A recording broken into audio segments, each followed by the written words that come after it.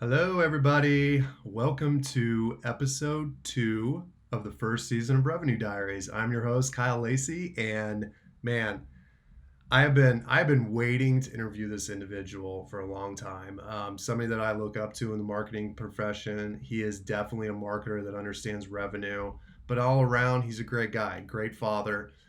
We talk a lot about his experiences here in America, being Israeli, and just a lot about life. And I really enjoyed this conversation. So I hope you all enjoy it. Today's episode, you might have guessed it, is brought to you by Lessonly, top training software for sales and customer service teams, anywhere from a scaling startup to a Fortune 100 company. So check them out at lessonly.com. All right, let's get into it.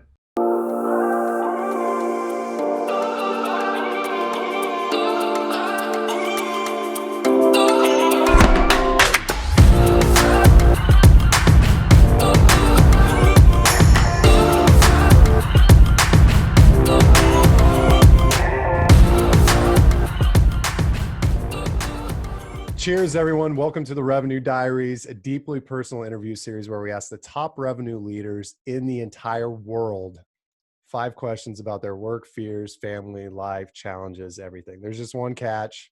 We don't share any of the questions in advance with them. So I am pleased to welcome one of the coolest CMOs in software, in my opinion. He isn't just good looks and charm. He's one of the smarter marketers on the planet. Welcome, Udi, to the show. Why don't you go ahead and introduce yourself?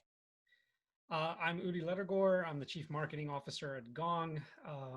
Proud husband to Guy and father of 3 children, Tom, Noah, and Adam. And we live in San Francisco, where we moved 2 years ago from Tel Aviv, our home country where I was born and raised. That's awesome. And where are you currently sitting right now? In my basement in San Francisco. Love it. I love it. I love the poster in the background. Is that a poster? It's actually a wall tapestry by a Israeli artist. Cool. It's that thing's from 1974. That's very cool. All right. So again, you did not receive any of these questions ahead of time. And I did not, which makes me extra nervous. yeah, I'm sure. I do not like surprises. Sure. All right. First question. So I got very lucky that you are on the show on the day that Gong just announced a Series D of $200 million, which is placing your company valuation at around like 2.2 billion, correct? That is correct. So you've had a little bit of time to feel it, right? Because you knew about it a while ago. But how are you feeling right now? And what does the future look like for you with this huge round? Because you have a lot of resources now to do whatever you want, frankly. We do, Kyle. I think I would describe my current feelings as split or mixed between 2 dominant feelings. One is excitement and elatement. Everyone's congratulating us today. My inboxes are flooded with people trying to sell me yachts and jet planes and wealth management. Like, dudes, that's not how funding rounds work at startup. I don't have any wealth. Come on. So that's one. It's obviously an important milestone in any startup. Very few reach this point in a lifetime journey. Yeah. The second more dominant feeling is the tension around the heightened expectations. As we keep reminding ourselves and every single employee at Gong, or Gongsters as we like to call them internally, this is not the end of the journey. This is just a vote of confidence in our future. And now expectations are even higher and the pressure is higher than it was yesterday. So the day-to-day life is going to be under a lot more stress and tension from now on. Not that it was a walk in the park until now, Yeah. as you can guess, but that's the most dominant feeling. It's the tension of the heightened expectations. Like, these folks that just gave us a 2.2 billion valuation, they did that because they expect us to be at least a $10 billion company, right? Mm-hmm. And now we've got to go out and build that. They get to sit back now. They've done their part. Now we have to go out and build that. So the pressure is on. They get board seats, right? They get to hang They out. did not. None of the new No. investors in the round B got a board seat. Not one. Wow. Yeah. Congratulations. I know I told you this before, but congrats. Thank you. That's great. The Gongsters. I'm sure there's trepidation there, but I A lot. guarantee you they're all excited, right? Absolutely. So I heard through the grapevine and also doing some research through some of my sources that will remain anonymous is that you used to be a magician, Oh my God. right? I was. I mean, let's be honest though. If you search your name, your intro video from Gong comes up. That's on Facebook, by the way, and it talks about you being a magician. So I want to know What's the about story? the background and what your name was, because every magician has a name. Oh God. Oh God. I know someone tipped you off if you asked that. I, So let's I get I will not confirm or deny that. let's just get that out of the way. So since my name, which is a little unusual here in the States, but pretty common in Israel, is Udi, of course my stage name was Udini. I mean, what else, right? I love it. Let's never repeat that again and move right along. So Anybody listening or watching this cannot repeat that ever. exactly, Don't ever do exactly. I know where you live, Kyle. that. I've always been attracted to the performing arts as a spectator, as a performer, as a behind the stage person. I've dabbled in magic and music and stage lighting and sound and production. Like I absolutely adore and fascinated. I'm fascinated by the performing arts world. I'm an avid consumer, at least until 4 months ago, of opera and Hmm. ballet and the symphony orchestra, and I go to fringe theater shows and like whatever I can consume in the performing arts, I do, and I'm absolutely fanatic about it. And I think that was sort of what set up my career in marketing, because marketing is really, the world is your stage, social media is your stage, your email subscriber list is your stage, and you get to perform, and they either clap and stay or they boo, throw tomatoes and leave, and you get that reaction pretty quickly these days. And so yeah, so I was a magician for about 10 years as a kid, from about age 8 to 18. And I got to perform in everything from kids' birthday parties, which I did hundreds of, to national television in Israel, where I was living at the time. Wow. And I did some, stage illusion shows at like malls, shopping malls during the summertime and vacations. It was lots of fun. I love that. So what made you stop at 18? I was drafted into the military, like all Israelis at that age. Ah, So yes, that was right. that was I guess the fortunate end of that short-lived career. It was a serious hobby as a teenager, and at 18 I went into the army, and by the time I came out, I'd sort of lost the appetite to continue focusing on magic. At that point, I was spending a lot of time playing the piano. I was playing Which you still classical, do, correct? which I still do. Yeah. Yeah, I even occasionally post that to LinkedIn or Facebook. Yeah. So yeah, I was classically trained, and in the last year of I took lessons in jazz piano, which I really enjoyed a Wow. lot. And I had to stop those lessons because of COVID. And now at home, I've sort of gone back to the classics, and I'm challenging myself with Bach and Beethoven, who are turning in their grave as they hear me butcher their music. But it's been lots of fun. Does Gong have a band? So if you look at our last round, the round C, we announced with a music video that was all played live by Gongsters. I was on the keyboards. My CEO I was on the missed that electric one. guitar. Oh yeah, it's on our Oh YouTube man. channel, on our website. Look for our round C. You'll see the music video. We played Queen's "Don't Stop Me Now," and Sarah Brazier, then SDR, Hmm. today in AE, she Hmm. was the vocals. Chris Orlob, aka Professor Orlob, was on the drum. He's a beast of a drummer. That guy is Really? like totally lost musician, and it was so much fun.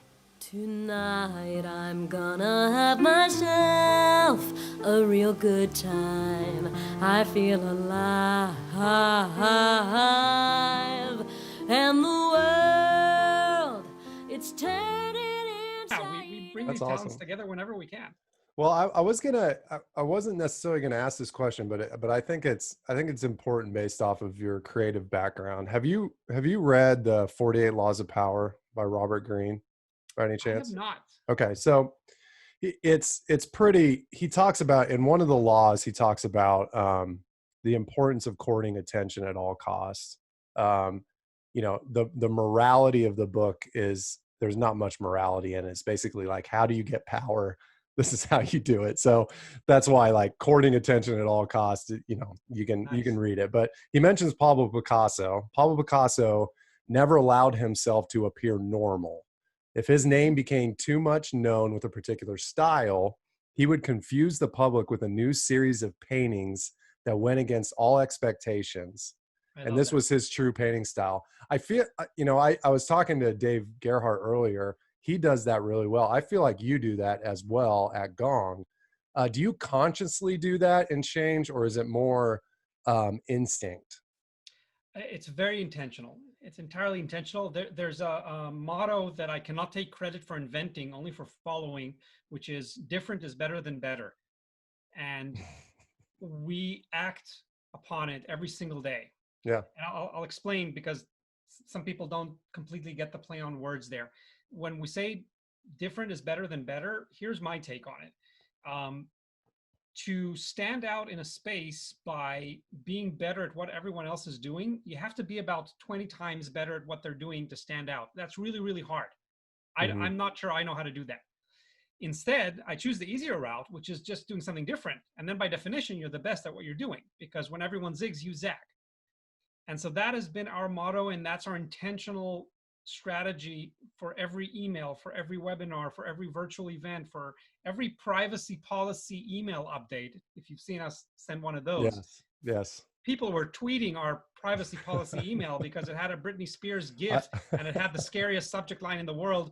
Our lawyers made us write you, and we sent that out to 10,000 subscribers. All like, oh shit, what did I do? And of course, they got a great laugh when they looked inside. I But will definitely put that in the show notes because it's great. we got a 40% open rate on our privacy policy email update. Who does that? Because the only brief I gave my team was don't make it boring. That was the brief I gave them. They didn't even show it to me before it went out. I've got a brilliant team. They wrote that email, they sent it out, and I saw it when it went up on Twitter and LinkedIn, because people were Yeah. posting it like crazy. I'll tell you a funny story from about 3 years ago.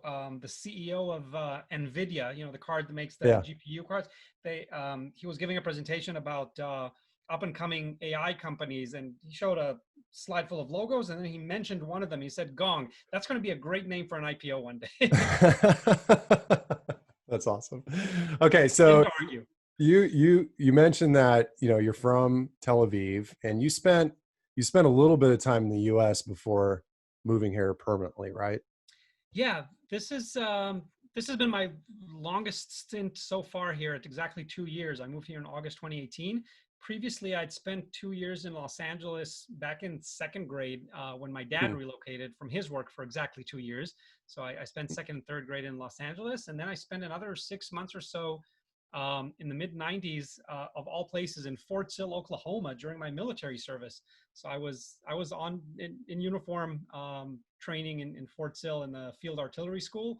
That was a 6-month stint. So this is With my the current stint. Israeli Defense Force, you Yes, were here. yes. I was wearing Israel Defense Force uniforms with U.S. ranks, so they knew that they needed to salute me.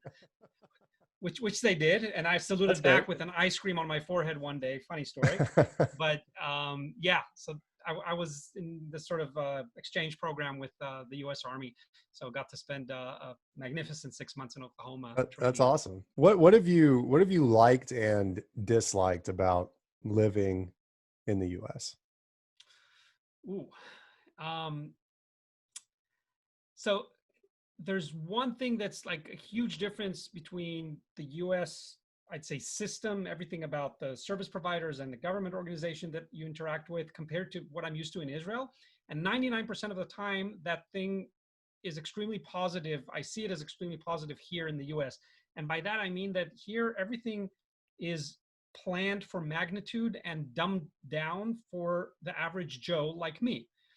So, coming here, imagine coming to a new country in your mid 40s. I've never had a bank account. I have no credit score. I need to rent a place. I need to get a phone. I need to get a SSN number. Yeah. Like, I had dozens of errands to run, and they were all stupidly simple to do, because you guys have a system that really works. Like, you built it for 400 million people. Adding one more is not going to make a dent in it. And it just all works. like everything went completely smoothly.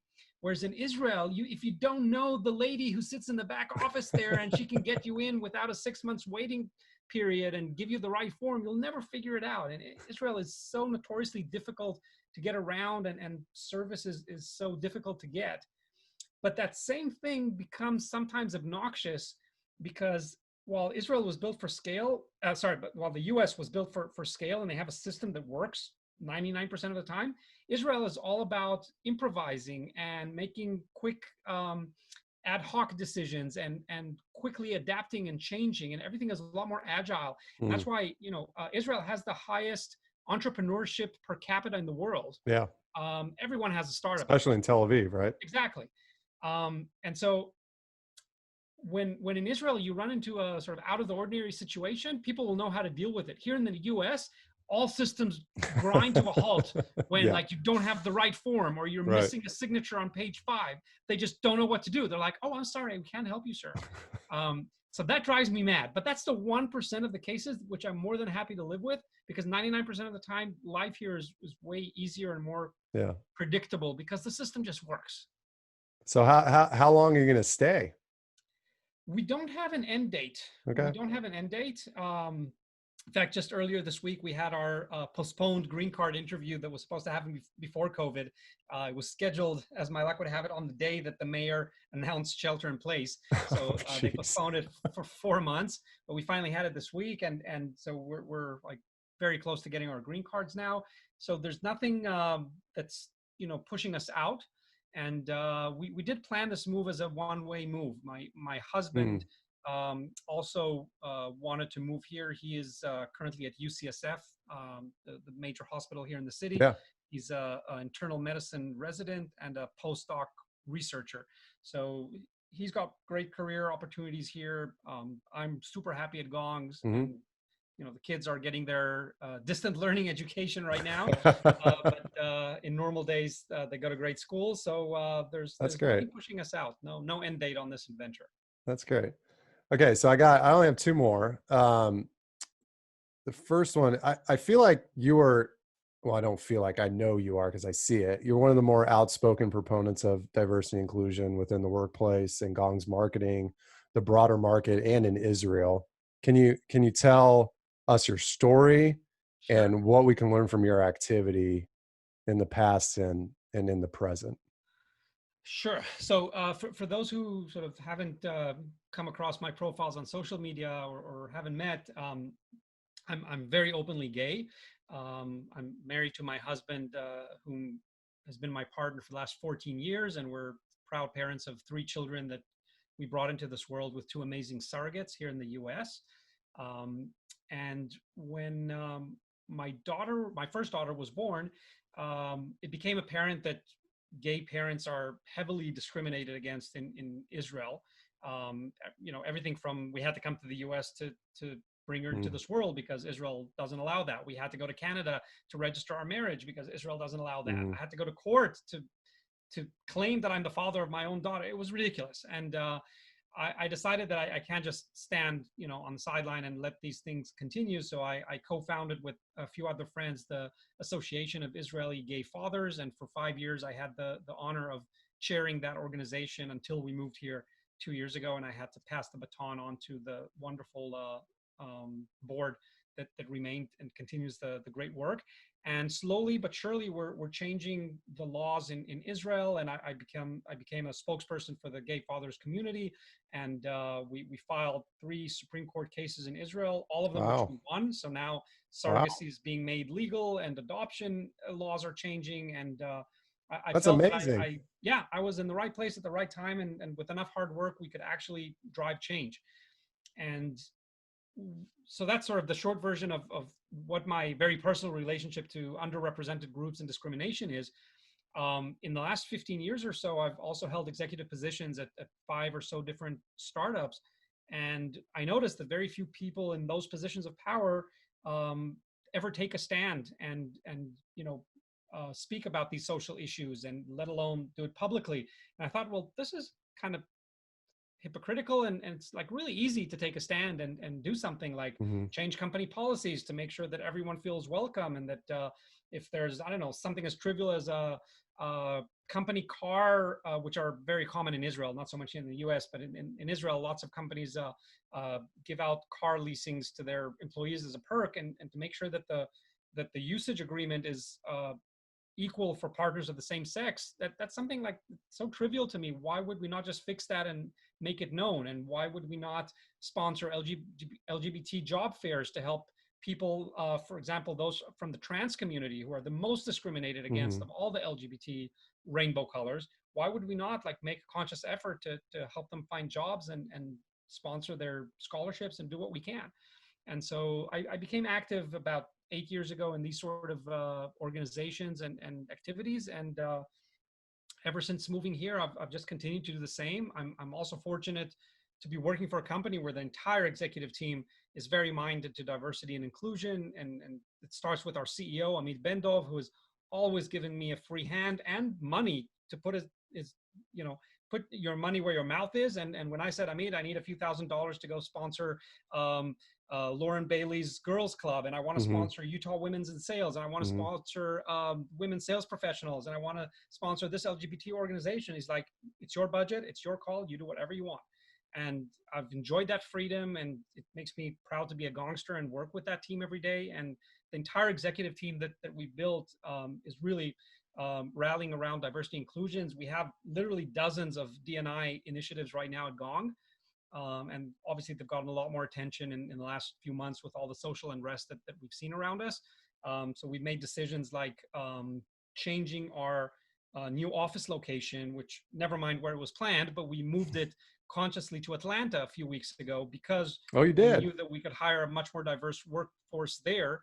Despite having some downsides compared to other locations we were considering, we wanted to intentionally go where we can hire more diverse people. And we just brought in a person of color to head up our entire SDR organization. And we're spending money and energy and doing things sometimes intentionally less efficiently than we could to focus more on diversity and inclusion. And, it's the little that we can do to make this world a little bit better than we found it. And hopefully we'll also get to inspire others to do something similar.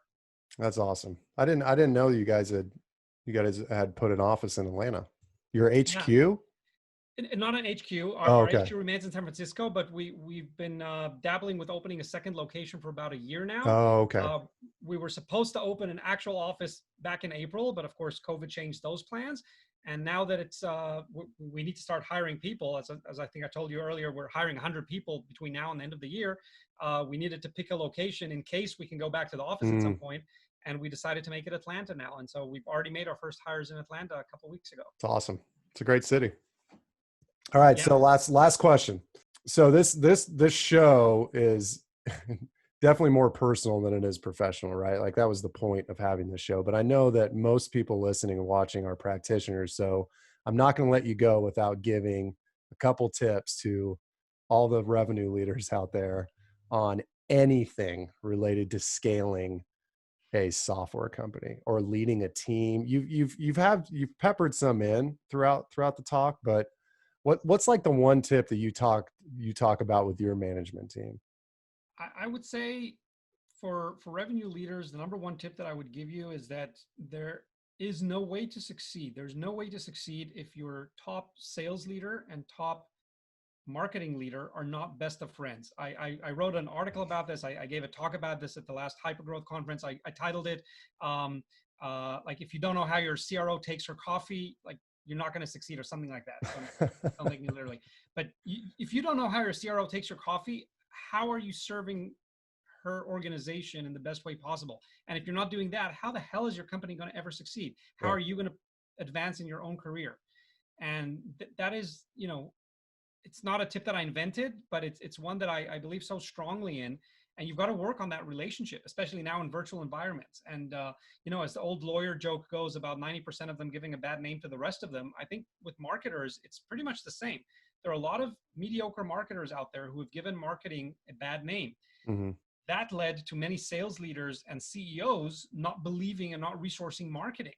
Now, if you have the misfortune of ending up as a marketer in a company like that, you're probably not going to be able to change that, Okay, I'm sorry to tell you. I wish I had 3 tips of how to easily turn around your CEO and VP sales who don't believe in marketing to suddenly worship you. For sure. I don't know how to do that. You should probably pack up and leave. Go to a company who does believe in resource marketing. And then the first thing you need to do is build the best relationship in the world with the CRO or VP sales or head of sales, whoever that person is in the company. Because if you two don't have a united front, if you don't look at where the revenue is going to come from the next 3 years, if you don't know exactly what's keeping her up at night, so you can bring the exact leads and the exact industries and the exact segments that they are looking to sell to, it's just not going to work. I speak on behalf of sales leaders, but I'm guessing they would agree that they can't really succeed, especially in an organization where marketing is responsible for a big part of their pipeline. At Gong, it's 80%. Marketing creates 80% of sales pipeline. So they're kind of screwed if we shut things off. Yeah. And so we both have to work hand in hand really, really closely together. And if you got that right, I think most good things will follow. That's awesome. This has been awesome. Thank you. Could you tell all the fine folks listening and watching where they can find you outside of your home address? Like where digitally, where can they come find you? I think LinkedIn is probably the best place. I live on LinkedIn now every day, all day. Udi Ledergor is my name on LinkedIn. I'm the only one in the world. So you can easily find me there, and happy to connect. Awesome. Well, thanks for stopping in again, man. I really appreciate it. Thanks so much, Kyle. Really enjoyed this. That wraps up another episode of the deeply personal and always revealing Revenue Diaries. I'm not Joe Rogan or Malcolm Gladwell. So if you like this episode, hell, if you love Gong, go rate, subscribe, download, share, review. You know the drill. We all listen to podcasts. So thanks for listening and watching. Cheers, everybody.